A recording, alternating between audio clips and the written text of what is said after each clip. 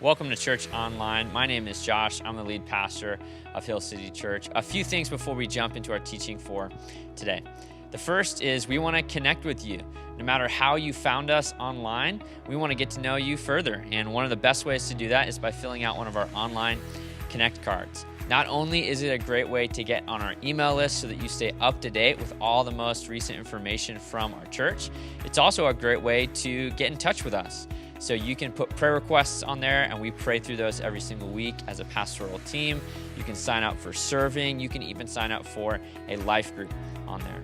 Another way we would invite you to participate with us online is through our worship playlist. We have a bunch of different YouTube videos with our own Hill City worship band playing through the different songs that we actually play on Sundays. So especially if you're watching from home during this season, it's a great way for you to still participate in worship. You can find the set list and the link in the description below. Another way that we worship God at Hill City Church is through giving of our finances.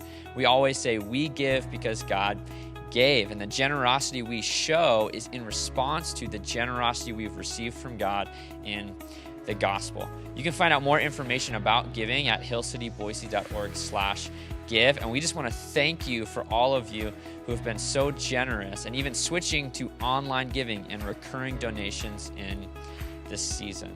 Well, we are in a series called Rooted right now, and it's been so amazing to see how God has grown each of us in our faith, being more rooted in Christ. So let's go ahead and jump into the teaching for today.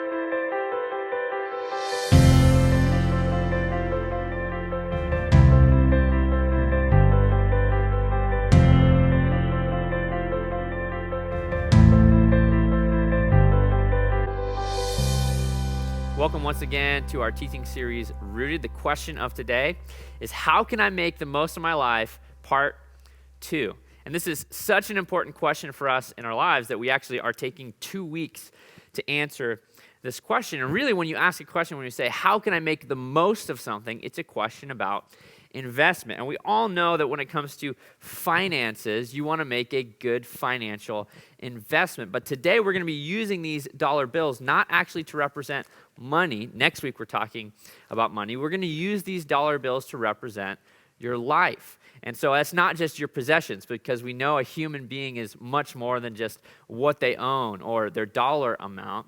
But this represents your time, your energy, your relationships, your experiences, certainly your possessions, what you have, but really it's all of you. And so even more than just your money making a good investment, we want to make good investments with our lives. And I want to ask you to consider this question.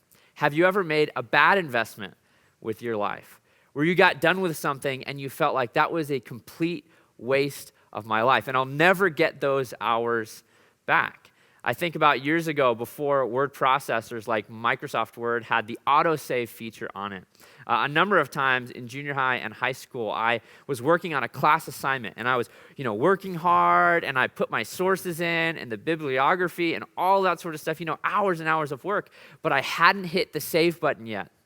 And then what happened was, inevitably, the computer would crash at just the wrong time, or it would run out of battery, and when I reopened the computer, all of that work was completely gone.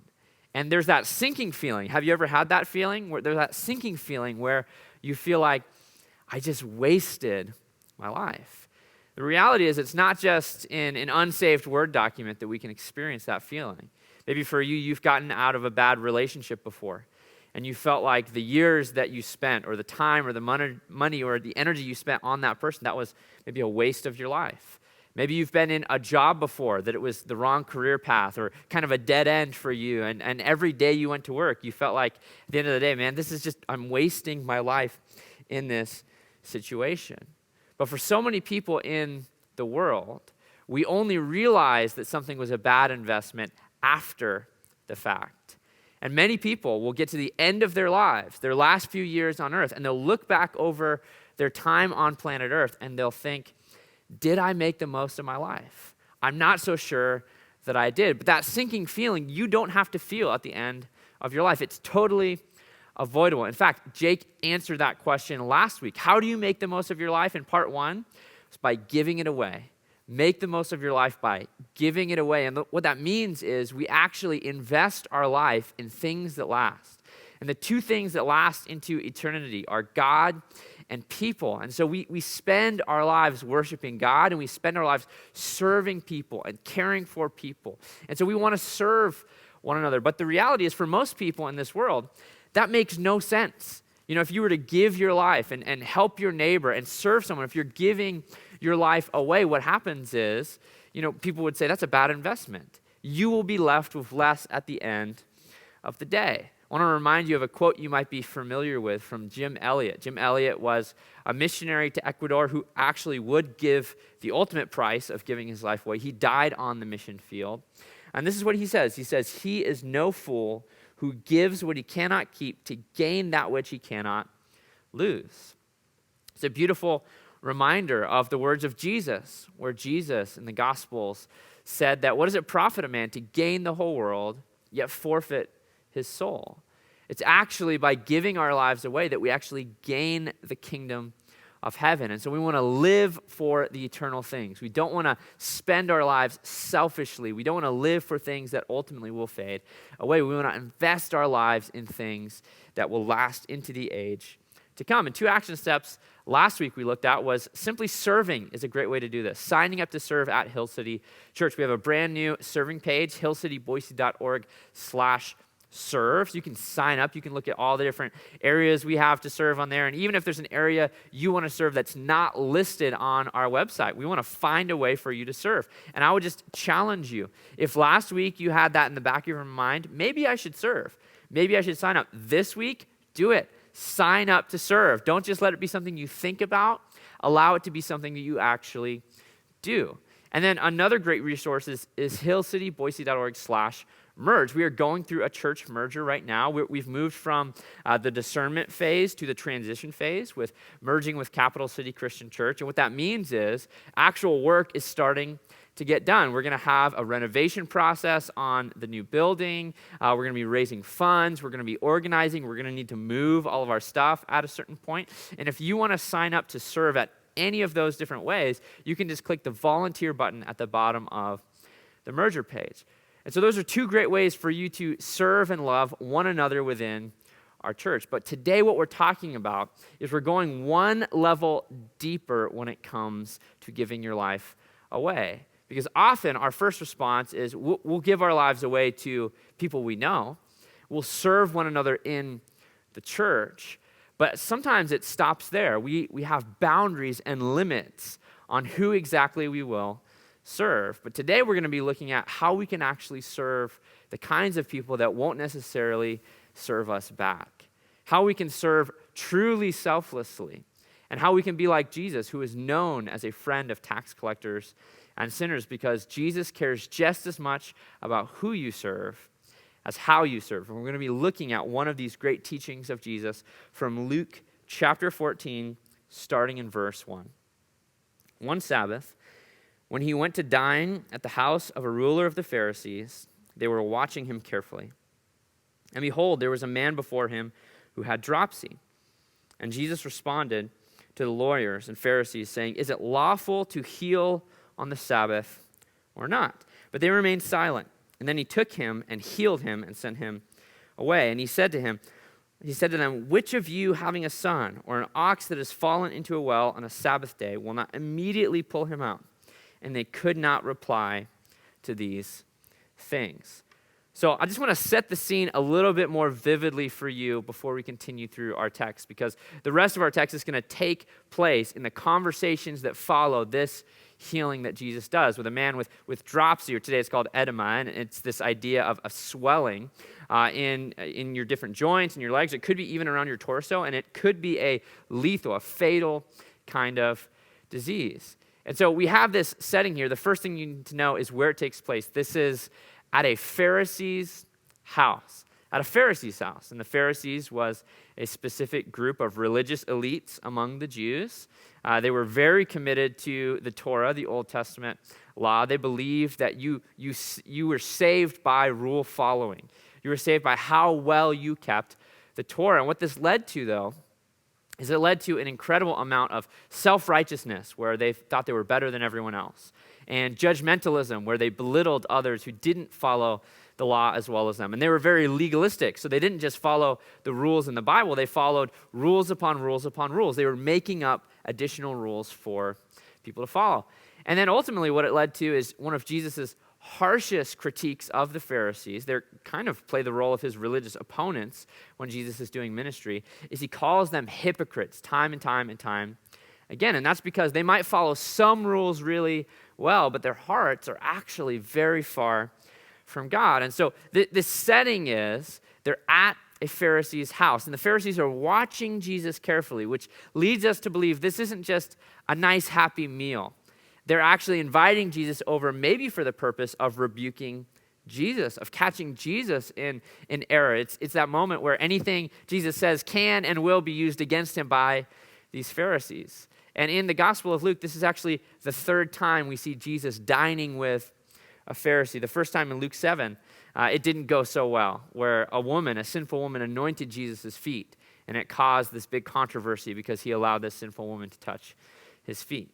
And then in Luke chapter 11, what we see is that Jesus refused to do and forgot to do the ceremonial washing that the Pharisees always did. Again, he wasn't breaking the Old Testament law. He was just breaking their ceremonial, their ritual laws, and once again caused a controversy. So that's the first thing we need to know. This indicates this is not exactly a dinner party that you would want to be at, that the tensions are high. But then we add to that, they're at a Pharisee's house, but when is this taking place? It's on the Sabbath.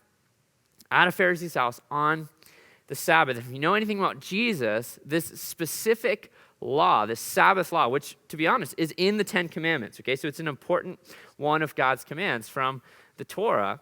But the interpretation of how do you follow the Sabbath is a holy day. You're not supposed to do any work. You're supposed to rest and worship God. So likely Jesus would have been at the synagogue with the Pharisees, worshiping God together, praying to God together. And then this is the post-church lunch or dinner, right? So they go back to this house on the Sabbath. But once again, it's the third time that on the Sabbath, Jesus has performed a healing. And he knows that this is going to rile people's feathers because it's happened before where Jesus, in Luke chapter 6, he's healed a man with a withered hand on the Sabbath. And people were arguing and debating on whether he should have done it or not. And then in Luke chapter 13, one chapter earlier, Jesus cast out an evil spirit from a woman who is causing her to be crippled. And so Jesus knows that this is going to be a controversy.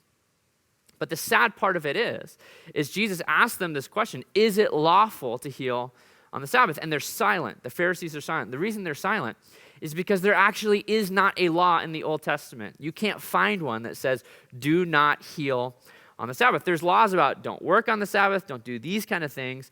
But the laws that the Pharisees were following, once again, was the legalistic laws they had created for themselves. That some rabbis would be really strict and say you could only walk a certain amount of steps on the Sabbath, and some rabbis, like Jesus, would be a lot more lenient, definitely not legalistic when it comes to the Sabbath. As long as you're worshiping and as long as you're resting, you're really capturing God's heart for that commandment. But the sad part of it is the Sabbath is really intended to be a day to receive and to worship God. But the moment that these people leave the place of worship, they actually forget about God's heart. This is what Eugene Peterson says. He says, when they leave the place of worship, they forget about worship. When they leave the place of worship, they forget about worship. They forget that what God really cares about is he doesn't care about legalism. God does care about obedience, so we want to be clear about that. God does desire us to obey him and follow his commands. But really what God wants is he wants us to show compassion. One of the best ways we can worship God is not just through empty words, not just through songs, but through action, through giving away our lives. And so Jesus, he tells them, he says, you guys would even take care of your pet, ox, on the Sabbath if he needed help getting out of a pit. But you won't even concern yourselves with this man who is ill, this man who is hurting.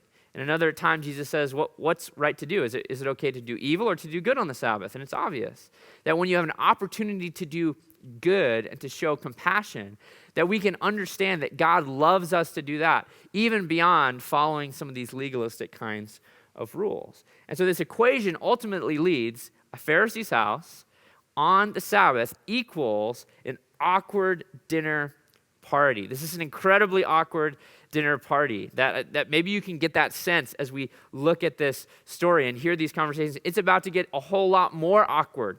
Remember, Jesus is the only one who's speaking at this point in time. He keeps questioning them, but the Pharisees don't have any answers. And now Jesus, in the next couple paragraphs, he's going to go into criticisms and critiques towards the Pharisees. So this is not one of those dinner parties that you would want to find yourself with Jesus. In fact, the parable that Jesus tells next, Eugene Peterson titles this parable, "The Parable of Desecrated Sabbath Hospitality." I love that title, "The Parable of Desecrated Sabbath Hospitality." That really, these people are accusing Jesus, in their minds at least, of not following the Sabbath correctly. What Jesus is saying is he's saying, you want to know what God really genuinely loves, is he really would love it if you just had compassion on your neighbor. And so when Jesus is going to go into these two criticisms, first to the guests of the party, Jesus is going to critique them, and then to the host of the party, Jesus is going to critique him. What we need to hear is we need to hear the conviction for our hearts as well, because I believe that we are just as guilty as some of the arrogance and some of the lack of hospitality as these Pharisees are. So let's go ahead and continue through our text. In Luke chapter 14, verse 7. Now he told a parable to those who were invited, so the guests, and he says, when he noticed how they chose the places of honor, saying to them, when you are invited by someone to a wedding feast, do not sit down in a place of honor, lest someone more distinguished than you be invited by him. And he who invited you both will come and say to you, give your place to this person, and then you will begin with shame to take the lowest place. And when you are invited, go and sit in the lowest place, so that when your host comes, he may say to you, friend, move up higher, and then you will be honored in the presence of all who sit at the table with you. For everyone who exalts himself will be humbled, and he who humbles himself will be exalted. So the parable is really clear because it's in essence just a retelling of exactly what has just transpired before Jesus' very eyes. Now he exaggerates a little bit because he says it's not just a Sabbath dinner, it's a wedding banquet, so it's a big deal. And especially in the first century, that meals, there was a clear pecking order. You have to imagine that it wasn't like a rectangle table. It was almost like a U-shaped table, about 6 inches off the ground, and people would have cushions all around. They would be reclining. And the top of the U would be the host. And then the seats of honor would be at his right or his left. And then corresponding from there, the further away you are from the host, the lower you are on the totem pole. And so this parable is really clear that you don't want to assume yourself to sit too highly, because then you'll be asked to move down.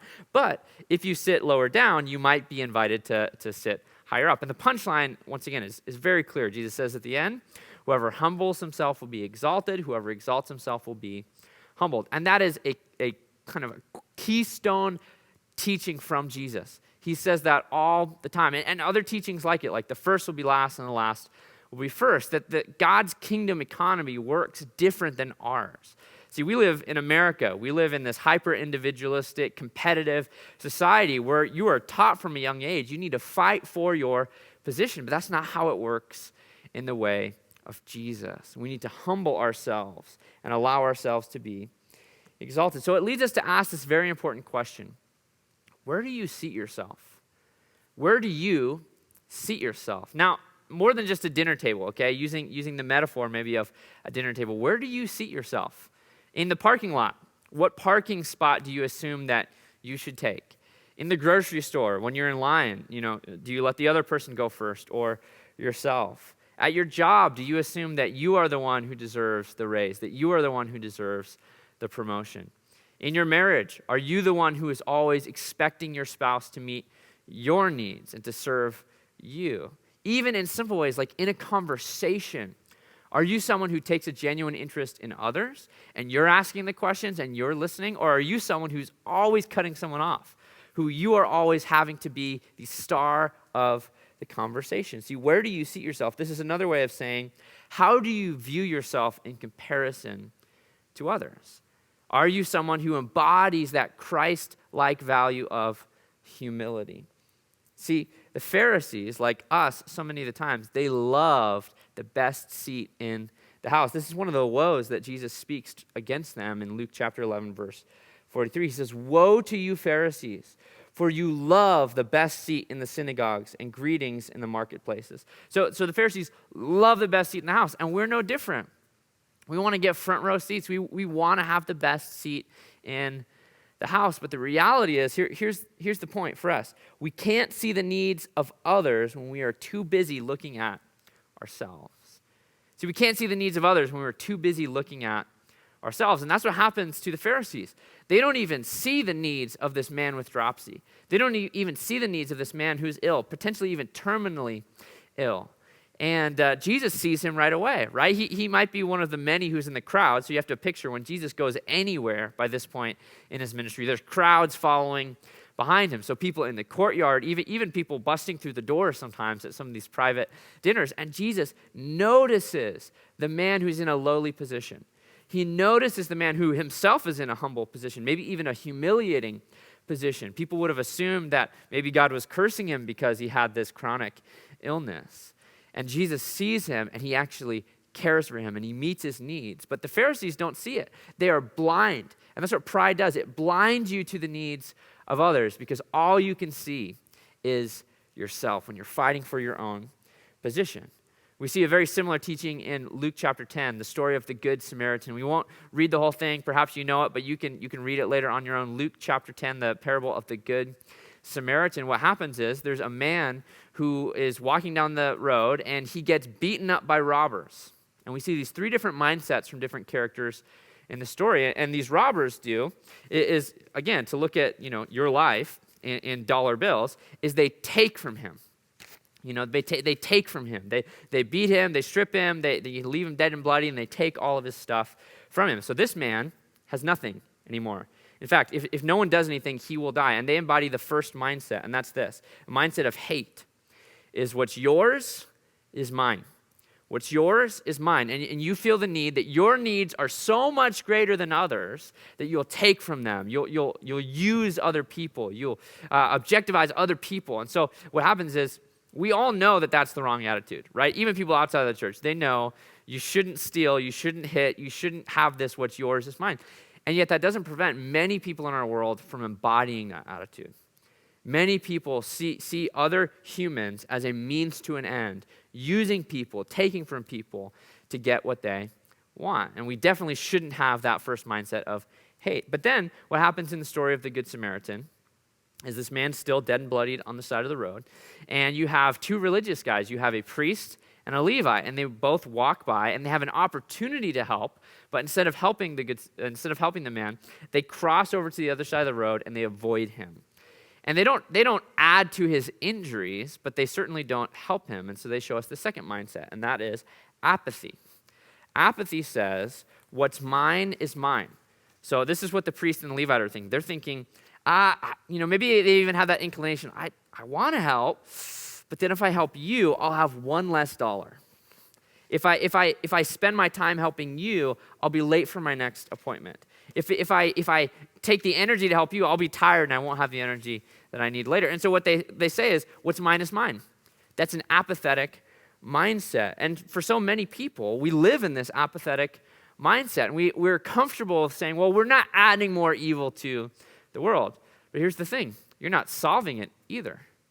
I mean, that man on the side of the road is just as much dead with apathy as he is with hate. Neither one of those mindsets actually considers the needs of others. Neither one of those mindsets embodies what Jesus is trying to teach in the parable of the Good Samaritan, to love your neighbor as yourself. And so we have the third mindset, where a Good Samaritan, the irony of the story is Samaritans were notoriously not good, that they had a rivalry with Jews, right? So the Good Samaritan comes along, and he embodies the third mindset. He embodies this mindset of love, where he says, what's mine, my life, my time, my energy, is yours. What's mine is yours. And he lets this guy ride on his donkey. And he takes him to an inn, and he pays for his way. And he bandages his own wounds. And he gives, and he gives, and he gives, and he gives his life away. And that's really what Jesus is trying to teach. He's trying to teach us in the parable of the Good Samaritan. And here he's trying to teach the Pharisees, consider the needs of others. And you're never going to be able to consider the needs of others when you're thinking too highly of yourself. So that's the first lesson for us about where we seat ourselves really, really matters. And if we don't have a mindset of humility, if we don't have a heart of love and compassion, then we're never going to be able to follow that command to love your neighbor as yourself. And I just want to remind us that the only reason any of us are at the table, if you think about being a part of God's kingdom as being invited to the wedding feast, as being invited to the banquet table, or we know in Revelation, the marriage supper of the Lamb, is because Jesus made a place for us. It's Jesus humbled himself. He considered our needs, and he took on flesh, and he lived a sinless life, and he died on the cross. He suffered on the cross for you and for me. And then he rose back to life, and now he wants to raise us up into a new life as well. That's the good news of the gospel. So the only reason that any of us has been given an invitation to the party that God is throwing is because of Jesus. It's because of his work for you, that the ground is level at the foot of the cross. And so instead of getting into this place where we're fighting for position or we're using other people, what we need to do as the church is we need to make room for more people. We need to invite others into the party. We need to be the ones who take the low seat and we invite others. We can't have our churches be locked. We can't have people have to get their lives straight before they join us and experience the gospel and a loving kind of community. We need to be people who initiate those relationships. So I just want to say to you, I want to officially invite you, if you don't yet have a faith in Jesus, that you can be invited into God's family today. That you can have the joy of salvation today just by praying a prayer today where you ask God to forgive your sin and to lead your life. And you can make Jesus your leader and your forgiver today. And we would love to walk alongside you in that process. If you're making that decision today, you want help praying that prayer, even if you want to get baptized, you can sign up for all those different things at our Connect card online. And we would love to walk alongside you in that process. Let's continue through our text in Luke 14, verse 12. Now he's going to talk to the host of the dinner. And he said also to the man who had invited him, and when you give a dinner or banquet, do not invite your friends or your brothers or your relatives or rich neighbors, lest they also invite you in return and you be repaid. But when you give a feast, invite the poor, the crippled, the lame, the blind, and you will be blessed, because they cannot repay you. For you will be repaid at the resurrection of the just. So now he turns to the host of the meal. It's not just how to be a good guest at God's family and at God's table, but how do you be a good host? How do you be someone who can actually make room and invite others into your life? So I would just ask you this question. Who sits at your table? Who sits at your table? Think about your actual dinner table for a moment. Who are the people who you invite into your home and invite into your life? Now, don't get me wrong. There's nothing wrong with, having a circle of friends. Jesus certainly had a circle of friends, people he enjoyed hanging out with, not just the disciples. He loved spending time with Mary and Martha and Lazarus, right? He had friends in a circle that he loved. So there's nothing wrong with having family and having family meals. There's nothing wrong with having a life group that, you love getting together or having a circle of friends. But I would just ask you this. Is there ever a time when that circle opens? Do you ever open that circle up to others and invite others in who can't necessarily repay you? Does your circle ever grow? And so what we need to be able to do is we need to be able to defeat and kill this us versus them mindset. There's the inside of my circle, and then there's the outside of my circle. And what Jesus is saying, he's saying, tear down the walls of your circle. We need to be people who not are anti, spending time with family and friends, but we need to be people who are so devoted to inviting others to be a part of our lives, to making room at the table. And it's not just the dinner table. It's how you live your life. I think about Saint Benedict. If you know about Benedict, he was an Italian monk from the 5th, 6th century area and time period, and he had this rule that he wrote for his monks. So any monk who followed, the order of Saint Benedict, they have to follow all these different rules. And one of the rules is he has this item where he says, you must welcome every stranger as if they are Christ.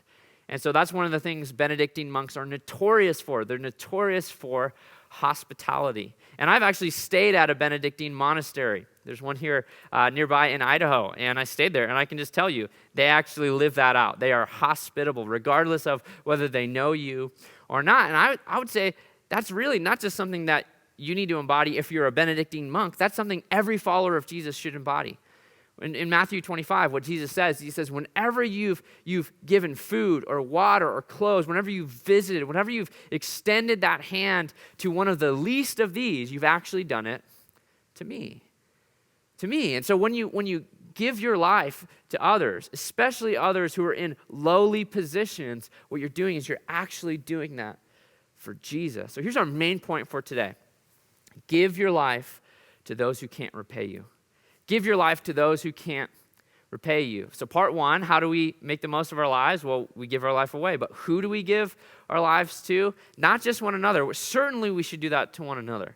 And it's very difficult to give your life to those who can't repay you if you're not even giving your life away and serving your family members, your friends, the people within your church body. But we need to be people who give your life away to those who cannot repay you.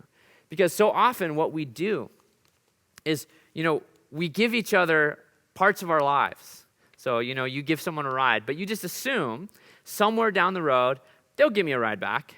They don't, or maybe they'll pay me for gas money. Or maybe you help someone move. You're like, you help them move, and you're like, I did not want to spend my Saturday helping you move. But I know when I move, I'm calling you. So you help them move, they help you move back. And what happens is, we're not actually giving our lives away at all. We're actually selling our lives to one another. It's this weird, stock market trading game where, okay, I'll help you in these ways and you help me back. And maybe some of us, we even keep a mental scorecard of how much someone owes us for how much we've poured into them. But that's defeating the purpose of love altogether. I'll tell you another story that a number of years ago, I had a friend used to live in Boise, and we would just have coffee, at least once a week, maybe multiple times a week. And what we would always do is we have this app on our phones called the Cash App. Maybe you're familiar with this app. And basically what it is if you don't have cash to pay someone back, you can just, Cash App them, and it takes money from your bank account and it sends them to their Cash App, and then they can send it back to you and vice versa. And what we did one day is after about a year where, we would go to coffee and he would get me and I would Cash App him, and then I would get him and he would Cash App me, and we were doing this back and forth. We actually sat down and looked at, because it has a log of all the transactions you've made. And over the past year, what we found is it was, I think, to the dollar amount even. That all the money I'd Cash App to my buddy and all the money he had Cash App to me, it all equaled out in the end. And that's such a good lesson for us. So at that point, what did we stop doing? We stopped worrying about it. We stopped Cash Apping one another's because we trusted. Listen, it doesn't even matter if it's not even. What the point is, we want to give our lives to one another. We want to show one another blessing. Now, there's the immediate pushback that many of us feel. And this is, I would say, not from the kingdom of heaven. This is the pushback from the culture that we live in. Is okay, so if I give to someone, they pay me back, that makes sense, because I still have, the $4 that I have here or whatever. But what if I give to this person and they don't pay me back? And I give to that person and they don't pay me back? And I serve this person and they don't serve me back? And then I've got this one lonely dollar, this last ounce of emotional energy or effort, and someone needs me to love them in a certain way, and I give them that. All of a sudden, what am I left with? Like the Good Samaritan. Right? That man never pays the Good Samaritan back. So what are you left with at the end of the day? This is the $1 million question. This is the most important question that prevents people from living this truly selfless kind of life. And I want to remind you of two different statements we just read in the text for the solution to this tension of, if you're living this selfless life and you're always giving away, how do you get replenished? Two statements that Jesus just made. He said, you will be blessed when you give, for the very purpose when you give to those who can't repay you. And he says, you will be repaid. But where are we repaid? Who repays us? Who blesses us? It's not the other person that we're looking for the blessing or the repayment. Who repays us? It's God. It's God. And so what happens is we have to understand God has he has a credit card with no maximum spending limit, that God has an infinite bank account, that God's resources, God's strength, God's energy, what God can give us is I'd rather have God's blessing than the blessing of man anyways, quite frankly, because God's the one who actually can bless us. Now, we can't get mixed up. This isn't karma. Okay, this isn't every time you buy someone a meal, God's gonna, send you a DoorDash at your door or something like that, right? This isn't karma. This isn't magic. This is a personal God of the universe who sees everything you do, even what you do in secret. Even what you do in secret. In Matthew chapter 6, verse 4, Jesus says, "And your Father who sees in secret will reward you." So in this life, if you're living a life where you're pouring into others, you're serving, you're caring for others, and you're worried about, man, who's going to bless me? Who's going to replenish me? You can trust that you have a good Father in heaven who sees everything that you've done, who knows the very depths of your soul, and who knows how hard that life of service actually is. And if you're living a life of service, God's going to bless you to continue living a life of service. But even if you don't receive that reward in this life, you will be repaid at the resurrection of the just. Remember, we don't just have the years that we have in this lifetime right now, but we have all of eternity that God will repay you. So in this lifetime, God will take care of you, and in the lifetime to come, you will be blessed. And that's a beautiful promise that we have from the mouth of Jesus. All right, let's look at some different practices we can do to make this really concrete in our lives. Practice number 1, serve every day. Serve every single day. Not just serve occasionally, not just serve once a year when we, ask life groups to do service projects. Serve every day. Here's a quote from the Rooted workbook. It says, Jesus, he didn't perform service projects. He lived a lifestyle of service. He didn't go on mission trips. He lived a missional life. And that's really what Jesus is calling us to do. It's when you're sitting at a dinner party. It's when you're walking down the street. It's when you're at the grocery store. It's when you're at your workplace. Will you have a heart to serve? And so my challenge for you is to serve every single day. Certainly, sign up to serve on hillcityboise.org. Serve weekly. Find a spot to serve consistently. But we need to be people. If we're going to follow Jesus, we need to serve every single day. And just have eyes for those opportunities where God is calling you to give your life away, to serve. One of the best ways we can serve every day is through practice number 2, and that's welcome interruptions. Welcome interruptions. Don't just accommodate or allow interruptions, welcome them. If you read through the Gospels, you'll see that many of the amazing things, many of the miracles that even Jesus did were interruptions. Jesus allowed crowds of people to follow him, and they interrupted him. This man with dropsy that we just read about in Luke chapter 14, that was an interruption. He was not an invited member to the dinner party, but Jesus saw him, and he welcomed that kind of interruption. One of my favorite lines from the Jesus Storybook Bible that I read with my daughter Lily is in the story of Jairus' daughter, when Jesus is on the way to heal Jairus' daughter, and the woman who is bleeding actually stops Jesus in the middle of the road, and she's healed. The power goes out of his cloak, and everyone's like, Jesus, we got to go. We got to heal this, this daughter. We got to heal this little girl.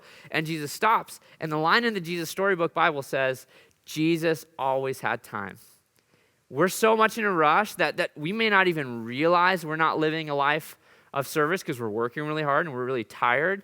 But the reality is, when we elevate our own schedule and our own appointments and our own calendar above the needs of anyone else around us, that's a subversive way that actually prevents us from considering the needs of others.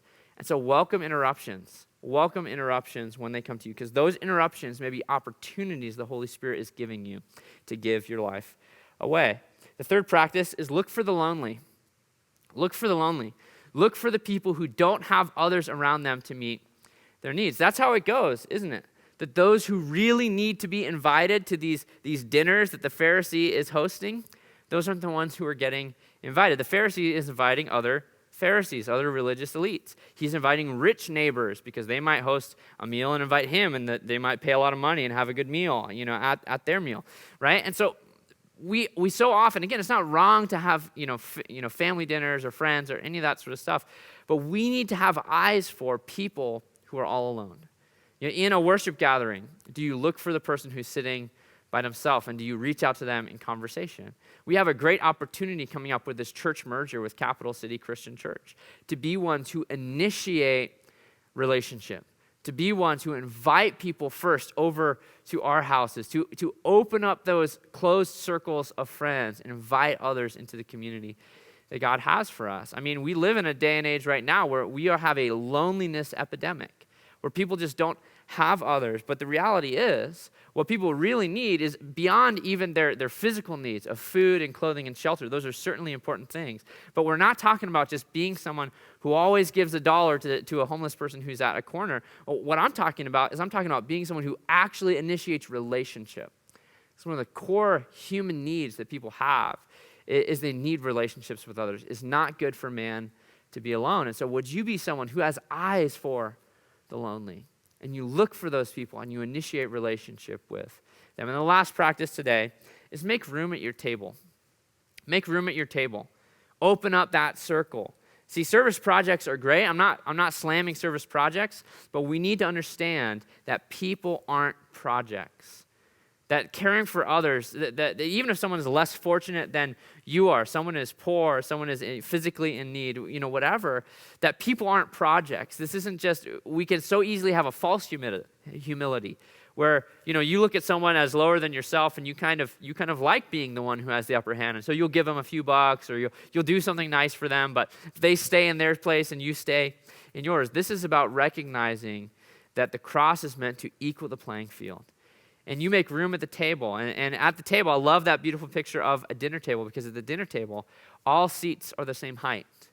And you have this mutual trust, and you have conversation in it. What it goes from being you just pouring into someone because they're a project you're working on, a project you're trying to help and do something for, and they actually start becoming a friend. You actually invite someone into your community, and you welcome them into, hopefully, the community of God. So that's really how we can make the most of our lives, by giving it away to those who can't repay us. We are in an exciting season right now as a church. We have made the decision to officially merge with another congregation called Capital City Christian Church. And if this is the first that you are hearing about that, we would invite you to check out our merger page on our website. You can find that at www.hillcityboise.org/merge. On there, you'll find a video, you'll find information, frequently asked questions, and we are hoping to continue to update that page as more details become available. Well, I hope the teaching today was a blessing to you, and we hope that it's helped you follow Jesus with everything because he first loved us.